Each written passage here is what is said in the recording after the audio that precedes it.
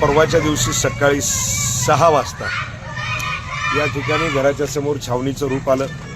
मी घराच्या समोरून खिडकी उघडून बघतोय तर खाली पोलीसवाले। मी त्यांना विचारलं तर त्यांनी सांगितलं की आम्हाला पंचनामा करायचा आहे, आम्हाला आदेश आहेत, आमचं असं आहे तसं आहे। पण मला वाटतं की हे सगळं व्हायलंय हे फार चुकीचं व्हायलंय।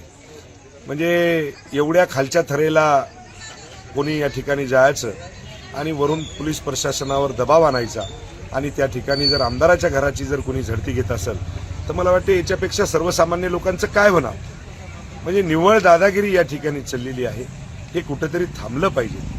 राजकारण करत असताना स्वच्छ राजकारण करा, आरशासारखं करा। तुम्ही तुमच्या कामाच्या माध्यमातून काम दाखवा आणि लोकांपर्यंत पोहोचा।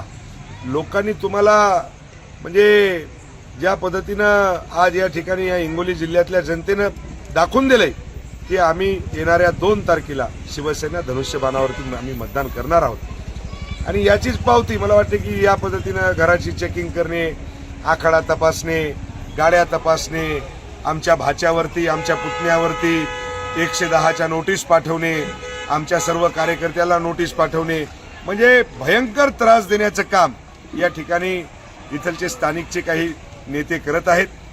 मला पुन्हा एकदा या ठिकाणी सांगायचं आहे की साहेब, ज्या पद्धतीने तुम्ही आमच्यावरती अत्याचार करताय हे कुठेतरी म्हणजे मायबाप जनता येणाऱ्या 2 तारखेला तुम्हाला याचा वचपा काढल्याशिवाय राहणार नाही।